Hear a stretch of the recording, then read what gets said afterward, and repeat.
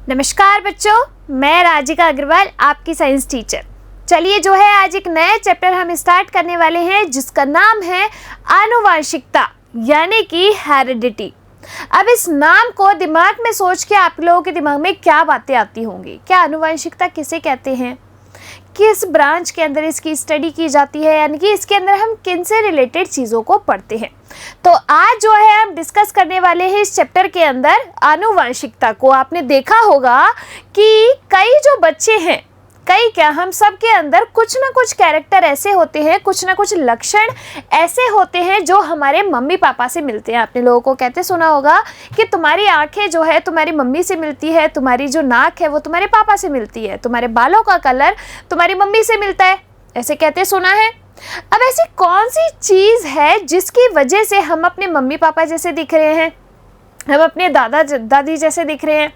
कुछ तो ऐसी चीज़ होगी ना जो हमारे अंदर ट्रांसफ़र हो रही है जनरेशन टू जनरेशन, यानी कि पीढ़ी दर पीढ़ी, जिसकी वजह से हम जो है कुछ लक्षण लेकर आ रहे हैं अपने मम्मी पापा से खुद के अंदर।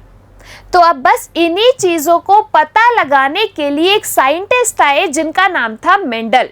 पूरा नाम था उनका ग्रेगर जोहन मेंडल। उन्होंने क्या किया, कुछ एक्सपेरिमेंट किए इसी चीज़ का पता लगाने के लिए। तो देखो उन्होंने क्या कहा कि हमारे जो लक्षण हैं एक पीढ़ी से दूसरी पीढ़ी में जा रहे हैं, वो किसकी वजह से जा रहे हैं? तो वो किसकी वजह से जा रहे हैं? जीन की वजह से। किसकी वजह से? जीन की वजह से जो लक्षण हैं वो एक पीढ़ी से दूसरी पीढ़ी में जा रहे हैं। अब इन लक्षणों का एक जनरेशन से दूसरे जनरेशन में जाना ही क्या कहलाता है? आनुवांशिकता कहलाता है। क्या कहलाता है? आनुवांशिकता। अब साइंस की जिस ब्रांच के अंदर इस आनुवांशिकता की स्टडी की जाती है उसे अपन कहते हैं आनुवांशिकी यानी कि जेनेटिक्स। क्या कहा जाता है? जेनेटिक्स कहा जाता है। ये जो आपके जेनेटिक्स है इसके फादर किसको कहा जाता है? तो फादर ऑफ जेनेटिक्स है आपके, फादर ऑफ जेनेटिक्स यानी कि आनुवांशिकी के पिता कहलाते हैं ग्रेगर जॉन मेंडल साहब, क्योंकि उन्होंने ही क्या किया, ग्रेगर जॉन मेंडल साहब ने ही एक्सपेरिमेंट किए और कहा कि जो ऐसी चीज़ है आनुवांशिकता की जो इकाई है वो क्या है? जीन। तो जीन को हम क्या कह सकते हैं? आनुवांशिकता की इकाई कह सकते हैं। इसी जीन की वजह से ही क्या हो रहे हैं, कैरेक्टर एक जनरेशन से दूसरे जनरेशन में जा रहे हैं। अब यही रीज़न है कि हमारे अंदर कुछ कैरेक्टर अपने मम्मी और पापा से आते हैं। आई बात समझ में? इस चीज़ को एक्सपेरिमेंट करने के लिए जो मेंडल साहब है उन्होंने कुछ चीज़ों पे एक्सपेरिमेंट किए। कुछ चीज़ों पे क्या, कुछ प्लांट पे जो है अपने एक्सपेरिमेंट किए। जो प्लांट उन्होंने लिया वो एक पर्टिकुलर प्लांट था, अभी बताया जाएगा उसके बारे में।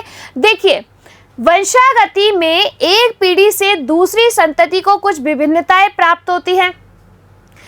अलैंगिक जनन से उत्पन्न संतति जीवों में बहुत अधिक क्या होती है, समानताएं होती हैं। तो लास्ट चैप्टर के अंदर हमने जब सेक्सुअल रिप्रोडक्शन और एसेक्सुअल रिप्रोडक्शन पढ़ा था तो मैंने आपको बताया था कि अलैंगिक जनन में जो है विभिन्नताएं कम होती हैं, जबकि लैंगिक जनन के अंदर विभिन्नताएं ज़्यादा होती हैं। होती है नहीं होती? लैंगिक जनन से उत्पन्न जीवों में विभिन्नताएं क्या होती है? ज़्यादा होती है। परिवर्तन लाभप्रद तथा अनुपयोगी भी हो सकते हैं। जो चेंजेस आ रहे हैं वो उपयोगी भी हो सकते हैं, लाभप्रद भी हो सकते हैं, अनुपयोगी भी हो सकते हैं। अब देखिए कि कौन थे जिन्होंने कुछ एक्सपेरिमेंट किए, किन्होंने? तो ग्रेगर जॉन मेंडल साहब थे। उन्होंने क्या किया, मटर के पौधे के ऊपर अपने एक्सपेरिमेंट किए। किसके ऊपर? मटर के पौधे के ऊपर। अब ये जो मटर का पौधा था वो कौन सा था? उद्यान मटर। कौन सा था? उद्यान मटर था, जिसका साइंटिफिक नेम क्या होता है? Pisum sativum. क्या नाम होता है? Pisum sativum. इसके ऊपर उन्होंने अपने कुछ एक्सपेरिमेंट किए। देखो मैंने इस नाम के नीचे अलग अलग अंडरलाइन क्यों की है, क्योंकि अगर आपने द्विनाम पद्धति पढ़ी होगी तो हम जो किसी भी चीज़ का जब साइंटिफिक नेम लिखते हैं तो पहला नाम जो है उसके वंश का आता है, दूसरा जो आता है वो उसकी जाति का आता है। और इनको हम हमेशा इटैलिक्स में लिखते हैं। कैसे? इटैलिक में लिखा जाता है, लेकिन यहाँ पर हम इटैलिक में नहीं लिख सकते, इसीलिए हमने वंश और जाति के नाम के नीचे अलग अलग क्या कर दिया, अंडरलाइन कर दिया। ये बाइनोमियल नोमेनक्लेचर का एक रूल है, एक नियम है। ठीक है, देखिए अब मेंडल साहब ने क्या किया, पाइसम सेटाइवम के ऊपर अपने एक्सपेरिमेंट किए। इन्होंने देखा, इन्होंने सोचा कि भाई ये कैरेक्टर ट्रांसफर हो रहे हैं, कैसे हो रहे हैं, किसकी वजह से हो रहे हैं, कौन से कैरेक्टर होंगे ट्रांसफर, कौन से नहीं होंगे। तो इसके लिए इन्होंने क्या किया, मेंडल साहब ने मटर के 7 जोड़ी विपर्यासी लक्षण लिए। क्या? 7 जोड़ी विपर्यासी लक्षणों पर अपने जो है एक्सपेरिमेंट किए। कैसे? देखो, 7 जोड़ी का मतलब क्या होता है और विपर्यासी का मतलब क्या होता है। 7 जोड़ी यानी कि 7 पेयर। जैसे किसी भी चप्पल का क्या होता है, एक पेयर होता है, तो मैं अकेली चप्पल तो नहीं पहनते हो, 2 चप्पलें साथ में ही पहनते हो। ऐसे ही ये जो कैरेक्टर है इन्होंने कैसे लिए, पेयर के रूप में, जोड़े के रूप में लिए। तो कितने, 7 जोड़ी, यानी कि टोटल कैरेक्टर कितने हो गए, 14 कैरेक्टर इन्होंने लिए। 7 जोड़ी विपर्यासी। विपर्यासी का मतलब होता है विपरीत। विपर्यासी का मतलब क्या होता है, विपरीत। जैसे ऊपर का विपरीत नीचे, मोटे का विपरीत पतला, गोल का विपरीत झुर्रीदार। इस तरीके से इन्होंने 7 जोड़ी विपर्यासी लक्षण दिए।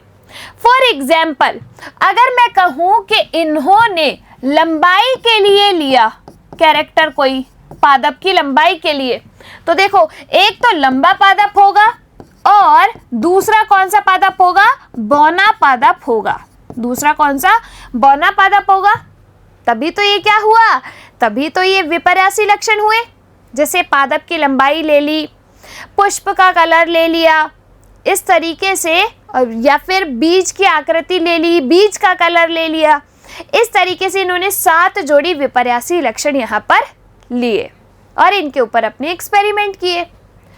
इन्होंने क्या किया, जैसे मान लो कि एक जोड़ी विपर्यासी लक्षण है। जैसे मैंने क्या किया, पादप की लंबाई के लिए क्या ले लिया, एक जीन ले लिया। हर एक लक्षण के लिए मैंने क्या कहा, एक जीन उत्तरदायी होता है। जीन क्या चीज है अपनी, तो जीन है अपनी आनुवांशिकता की इकाई। हर एक लक्षण के लिए एक जीन उत्तरदायी होता है पर्टिकुलर। जैसे नोज की शेप के लिए एक जीन उत्तरदायी होगा, आंखों के कलर के लिए एक जीन उत्तरदायी होगा, बालों के कलर के लिए एक जीन उत्तरदायी होगा, तो लंबाई के लिए भी एक जीन उत्तरदायी होगा। अब ये जो आपके जीन होते ना, हमेशा युग्म के रूप में प्रेजेंट होते हैं। जीन जो है वो हमेशा कैसे प्रेजेंट होंगे, युग्म के रूप में प्रेजेंट होंगे। यानी कि मान लो कि अगर मैंने पादप की लंबाई के लिए जीन लिया, तो लंबाई को अपन, लंबेपन को क्या कहते हैं, टॉल कहते हैं, कहते नहीं कहते। तो लंबाई में लंबे के लिए तो क्या हो गया, कैपिटल टी, कैपिटल टी। और बौनेपन के लिए अब आप ड्वार्फ से डी नहीं लिखेंगे, आप क्या लिखते हैं, बौनेपन के लिए लिखते हैं स्मॉल टी, स्मॉल टी। आई बात समझ में। तो यहाँ पर कैपिटल वाला तो जो है वो क्या होता है, जिन लक्षणों को अपन कैपिटल लेटर में लिखते हैं वो आपके होते हैं प्रभावी लक्षण। यानी कि वो अपनी धाक जमा के रखेंगे। कैसे होंगे, डोमिनेंट होंगे। जैसे मान लीजिए कि आपके घर में आप जो है 2, 3, 4 भाई बहनों, कितने भी हो सकते हो तुम। अब आप तो हैं छोटे और आपसे बड़े भाई बहन है घर में, तो घर में किसकी चलती है, आपके भाई बहनों की चलती है, आपके तो कोई सुनता भी नहीं है। ऐसा ही होता है। तो आपके जो है, जो कैपिटल में लिखा जाता है, बड़े वाले अक्षर में जिनको लिखा जाता है, वो होते हैं प्रभावी। यानी कि जब अप्रभावी और प्रभावी दोनों को क्रॉस कराएंगे, संकरित करवाएंगे, एक दूसरे से संकरण करवाएंगे, तो जो F1 पीढ़ी आएगी उसमें क्या है कि आपके प्रभावी लक्षण ही प्रकट होंगे। इसको अपन अभी देखेंगे पहले आगे। पहले देखो, कि जो मेंडल साहब है कि आनुवंशिकता का पता लगाने के लिए उन्होंने उद्यान मटर पर अपने एक्सपेरिमेंट किए, जिसका नाम क्या है, पाइसम सेटाइवम। 7 जोड़ी विपर्यासी लक्षण जो है उन्होंने लिए और उनके बीच में क्या कराया, क्रॉस कराया, और जो भी परिणाम प्राप्त हुए उनको उन्होंने ऑब्जर्व किया। अब आपके दिमाग में एक चीज आती होगी कि पाइसम सेटाइवम ही क्यों, कोई और प्लांट क्यों नहीं, केवल उन्होंने पाइसम सेटाइवम को ही क्यों चुना? भाई बहुत सारे प्लांट होते हैं, कोई भी ले सकते हैं, वो सिर्फ यही क्यों आया? तो देखो, ये जो पाइसम सेटाइवम है, उद्यान मटर है, वो क्या है, 1 वर्षीय पौधा है। क्या? 1 वर्षीय पौधा है, यानी कि 1 साल में ही इसकी नई जनरेशन जो है वो उत्पन्न हो जाती है, इसीलिए एक तो इन्होंने इसको लिया। साथ के साथ ये जो है छोटा पौधा है, इसको उगाने में क्या होती है, आसानी रहती है, इसीलिए इन्होंने इसको लिया। इन्होंने क्या किया, अपने घर में एक छोटा सा गार्डन बनाया और वहीं पर इसके एक्सपेरिमेंट करने चालू कर दिए। तो ये छोटा है, आसानी से इसको उगाया जा सकता है, इसलिए लिया। साथ के साथ ये जो मटर का पौधा है उसमें विपर्यासी लक्षण इनको देखने को मिल गए। कैसे लक्षण? विपरीत लक्षण, यानी कि विपर्यासी लक्षण इनको देखने को मिले, इसलिए इन्होंने ले लिया। साथ के साथ इस वाला जो पौधा है, उद्यान मटर का पौधा, उसमें आपके जो है स्वपरागण भी हो सकता है। क्या? स्वपरागण, यानी कि सेल्फ पॉलिनेशन भी हो सकता है, इसीलिए इस पौधे को इन्होंने क्या किया, चुना। और साथ के साथ ये आपका द्विलिंगी पादप भी है, इसीलिए उन्होंने इसको चुना। देखिए आगे कि मेंडल ने लक्षणों की वंशागति के नियम के लिए, यानी कि वंशागति का अध्ययन करने के लिए कैसे कैरेक्टर एक जनरेशन से दूसरे जनरेशन में जा रहे हैं, उसके लिए उद्यान मटर पाइसम सेटाइवम पर अपने अध्ययन किया। मटर के 7 जोड़ी, ये लाइन आपके लिए इंपॉर्टेंट है कि कितने जोड़ी, 7 जोड़ी, टोटल कैरेक्टर कितने हो गए, 14 कैरेक्टर। तो 7 जोड़ी विपर्यासी लक्षण लिए और उनके बीच में क्या कराया, क्रॉस कराया। और ये क्या था, उनका पाइसम सेटाइवम, यानी कि मटर का पौधा था जिस पे उन्होंने एक्सपेरिमेंट किए। अब इन्होंने केवल मटर का पौधा ही क्यों चुना? तो देखिए, पादप का आकार क्या है, छोटा है, 1 वर्षीय पादप है, बीजों की संख्या अधिक है, द्विलिंगी पादप है, इसमें स्वपरागण पाया जाता है, पुष्पों में परपरागण आसानी पूर्वक कर सकते हैं, और कई लक्षण विपरीत प्रभाव, यानी कि विपर्यासी लक्षण होते हैं, इसीलिए जो है इन्होंने मटर के पौधे को चुना। एग्जाम में क्वेश्चन आपका कैसे बनेगा कि मेंडल ने अपनी वंशागति का अध्ययन करने के लिए केवल मटर का पौधा ही क्यों चुना? तो क्यों? क्योंकि वो छोटा है, आसान है, 1 वर्षीय पादप है, द्विलिंगी भी है, इसमें स्वपरागण भी होता है, परपरागण भी होता है, विपर्यासी लक्षण देखने को मिलते हैं, बीजों की संख्या ज़्यादा होती है, इसीलिए उन्होंने मटर के पौधे को चुना। देखिए आगे अब कि उन्होंने कौन से 7 जोड़ी लक्षण थे विपर्यासी जिनके ऊपर अपने एक्सपेरिमेंट किए। जैसे पादप की लंबाई हो गई, तो हमेशा जो आपके कैपिटल में हम लिखेंगे उसको अपन कहते हैं प्रभावी। देखो यहाँ पर आपको नजर आ रहा होगा प्रभावी और अप्रभावी, दोनों में क्या डिफरेंस है। प्रभावी लक्षण वो होता है, एक तो पहली चीज कि जिसके जीन को हम कैपिटल लेटर से व्यक्त करेंगे, वो तो हो गया प्रभावी। ऐसे आपका आइडेंटिफाई करने का तरीका है। लेकिन जब आपको इस तरीके से मान लो कि कैपिटल टी, स्मॉल टी दिया ही न्यू हो, तो फिर आप कैसे पहचानोगे कौन सा प्रभावी है, कौन सा अप्रभावी है? तो जो F1 पीढ़ी के अंदर, किसके अंदर, F1 पीढ़ी के अंदर खुद को व्यक्त कर पाता है, वो तो क्या है, आपका प्रभावी लक्षण है। जैसे कि आपके भाई बहन घर में उनकी चलती है, खुद को व्यक्त कर सकते हैं वो, तो वो प्रभावी हो गए। आप खुद को व्यक्त नहीं कर पाए तो आप अप्रभावी हो गए, यानी कि रेसेसिव हो गए। तो जब एक जोड़ी विपर्यासी लक्षणों के मध्य क्रॉस कराया जाता है तो F1 पीढ़ी का मतलब क्या है, जो पहली संतति आई ना, उसको अपन F1 पीढ़ी नाम देते हैं। तो F1 पीढ़ी के अंदर जो भी कैरेक्टर्स प्राप्त हुए वो कैसे प्राप्त हुए? केवल प्रभावी प्राप्त हुए। तो यानी कि F1 पीढ़ी में केवल प्रभावी लक्षण मिलते हैं, अप्रभावी लक्षण नहीं मिलते। ये नियम किसने दिया? आपके मेंडल साहब ने। तो देखो इन्होंने क्या किया, इस तरीके से 7 जोड़ी विपर्यासी लक्षणों के में क्रॉस कराया। तो यहाँ जो लिखे हुए हैं वो आपके प्रभावी लक्षण जो कि F1 पीढ़ी में व्यक्त होंगे, और वहाँ जो लिखे हुए हैं वो है आपके अप्रभावी लक्षण। प्रभावी लक्षण को हमेशा कैपिटल लेटर में लिखेंगे और अप्रभावी को उसी कैपिटल के स्मॉल में लिखेंगे। जैसे मान लो कि यहाँ पर मैंने लिखा है फली का रंग हरा और पीला, तो हरे को मैं कैसे लिखूंगी? Capital G, capital G. मैंने 2 क्यों लिखा? क्योंकि जीन हमेशा जोड़े के रूप में प्रेजेंट होते हैं, तो इसीलिए मैंने लिखा कैपिटल जी, कैपिटल जी। ये क्या है? प्रभावी। अप्रभावी क्या है आपका? पीला। तो अब इसके लिए स्मॉल वाई नहीं लिखेंगे, इसके लिए क्या लिखेंगे? स्मॉल जी। आई बात समझ में? तो जो कैपिटल लिखा है उसी का स्मॉल लेटर आएगा किसमें? अप्रभावी के अंदर। आ गई बात समझ में? देखिए अब ये जो 7 जोड़ी विपर्यासी लक्षण हैं वो लिए मेंडल साहब ने और इनके बीच में क्या कराया? क्रॉस कराया। पादप की लंबाई, लंबा पादप, बौना पादप। पुष्प की स्थिति, अक्षीय, शीर्ष। पुष्प का रंग बैंगनी सफेद। फली की आकृति फूली हुई और पिचकी हुई। फली का रंग हरा और पीला। बीज की आकृति गोल व झुर्रीदार। बीज का रंग पीला व हरा। ठीक है, ये 7 जोड़ी लक्षण जो है मेंडल साहब ने लिए। ठीक है, और क्या किया उन्होंने? इनके बीच में क्रॉस कराया। तो मेंडल ने प्रारंभ में एक संकर संकरण का अध्ययन किया, उसके बाद द्विसंकर संकरण का, और उसके बाद त्रिसंकर संकरण का अध्ययन किया। अब देखिए इधर कि एक संकर संकरण क्या होता है, द्विसंकर संकरण क्या होता है, त्रिसंकर संकरण क्या होता है।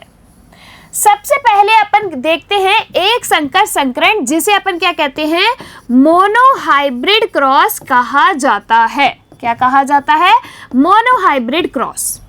इसका मतलब क्या होगा कि मेंडल साहब ने केवल एक जोड़ी विपर्यासी लक्षणों के मध्य क्या करा दिया? संकरण। केवल एक जोड़ी विपर्यासी लक्षणों के मध्य क्या कराया? क्रॉस। जैसे पादप की लंबाई ले ली, तो क्या किया उन्होंने? पादप की लंबाई के लिए प्रभावी लक्षण लिया और अप्रभावी लक्षण लिया। पादप की लंबाई के लिए प्रभावी लक्षण और अप्रभावी लक्षण लिया। प्रभावी लक्षण के लिए उन्होंने पादप की लंबाई में कैपिटल टी यानी कि लंबापन, और बौनेपन के लिए, बौने को ड्वार्फ बोलते हैं इंग्लिश में, लेकिन यहाँ पर हम स्मॉल डी नहीं लिखेंगे। क्या लिखेंगे? स्मॉल टी लिखेंगे। अब जब इन दोनों के बीच में क्रॉस कराया तो इसे अपन क्या कहते हैं? इसे कहा जाता है एक संकर संकरण यानी कि मोनोहाइब्रिड क्रॉस। अब डायहाइब्रिड क्रॉस किसे कहते हैं? तो डायहाइब्रिड क्रॉस को कहा जाता है द्विसंकर संकरण। क्या कहा जाता है? द्विसंकर संकरण कहा जाता है, जिसमें क्या होगा? 2 जोड़ी विपर्यासी लक्षणों के मध्य क्रॉस होगा। कैसे? तो देखो 2 जोड़ी विपर्यासी लक्षणों के मध्य क्रॉस कराया जाएगा। जैसे यानी कि उन्होंने किया है ऐसा, हम तो इसको अभी सीखेंगे, लेकिन उन्होंने अपने एक्सपेरिमेंट ऐसे किए थे। 2 जोड़ी विपर्यासी लक्षण, जैसे मान लो कि उन्होंने पादप की लंबाई भी ले ली और बीज का जो आकार है वो भी ले लिया। तो पादप की लंबाई के लिए मैं यहाँ पर लिख रही हूँ, पादप की लंबाई के लिए कैपिटल टी प्रभावी में यानी कि लंबा पादप और गोल बीज यानी कि राउंड सीड। ठीक है, तो ये क्या हुआ? प्रभावी। अप्रभावी के लिए अब मैं क्या लिखूंगी? आप लोग बताओ फटाफट से। तो अप्रभावी के लिए मैं लिखूंगी स्मॉल टी स्मॉल आर। तो यहाँ पर ये क्या हुए? लंबे, गोल, और यहाँ पर बौने, झुर्रीदार। तो इसको अपन ने क्या कहा? द्विसंकर संकरण कह दिया कि 2 जोड़ी विपर्यासी लक्षणों के मध्य क्रॉस। फिर अपना आता है त्रिसंकर संकरण। तो त्रिसंकर संकरण ट्राई हाइब्रिड क्रॉस के अंदर क्या होगा? तीन जोड़ी विपर्यासी लक्षणों के मध्य क्या किया जाता है, क्रॉस किया जाता है। लेकिन मेंडल ने आपके मोनोहाइब्रिड क्रॉस बताया है, डाइहाइब्रिड यानी कि एक संकर संकरण और द्वि संकर संकरण जो है उनके बारे में इस चैप्टर के अंदर हम पढ़ेंगे। बहुत बड़ा आपका चैप्टर नहीं है, छोटा सा चैप्टर है, जल्दी खत्म हो जाएगा। बस ध्यान से इसको पढ़िएगा, ध्यान से देखिएगा तो सारी चीज़ें क्लियर हो जाएगी। देखिए आज की क्लास में हमने क्या पढ़ा। सबसे पहले हमने देखा कि आनुवंशिकता क्या होती है। तो लक्षणों का एक पीढ़ी से दूसरी पीढ़ी में जाना कहलाता है आनुवंशिकता। विज्ञान की जिस शाखा के अंदर इसकी स्टडी की जाती है उसे अपन कहते हैं आनुवंशिकी यानी कि जेनेटिक्स। और फादर ऑफ जेनेटिक्स कौन है, तो आपके ग्रेगर जॉन मेंडल साहब फादर ऑफ जेनेटिक्स है। उन्होंने क्या किया, पाइसम सेटाइवम मटर के पौधे के ऊपर, उद्यान मटर के पौधे के ऊपर अपने जो है एक्सपेरिमेंट किए, 7 जोड़ी विपर्यासी लक्षण लिए। अब ये जो पौधा है मटर का वो ही क्यों चुना, क्योंकि ये एक वर्षीय पादप है, ये द्विलिंगी पादप है, छोटा होता है, उगाने में आसान रहता है, बीजों की संख्या ज़्यादा है, विपर्यासी लक्षण इसमें मिल जाते हैं, इसमें स्वपरागण भी होता है और पुष्पों में परपरागण भी होता है। इसीलिए मेंडल साहब ने ये जो मटर का पादप है उसको चुना। अब उन्होंने 7 जोड़ी विपर्यासी लक्षणों के मध्य क्रॉस किया। जब एक जोड़ी विपर्यासी लक्षणों के मध्य क्रॉस किया जाता है तो उसे अपन कहते हैं एक संकर संकरण। जब 2 जोड़ी विपर्यासी लक्षणों के मध्य क्रॉस किया जाता है तो उसे अपन कहते हैं द्विसंकर संकरण। और जब 3 जोड़ी विपर्यासी लक्षणों के मध्य क्रॉस किया जाए तो उसे अपन कहते हैं त्रिसंकर संकरण। आ गई बात समझ में। मोनोहाइब्रिड क्रॉस, डाइहाइब्रिड क्रॉस और ये जो पूरी शब्दावली है ना, जीन, प्रभावी, अप्रभावी, जीनोटाइप, फिनोटाइप, ये सब अपन देखेंगे अगली क्लास में। तब तक के लिए आप लोग जो है इसको पढ़ते रहिए, याद करते रहिए, स्वस्थ रहिए। धन्यवाद।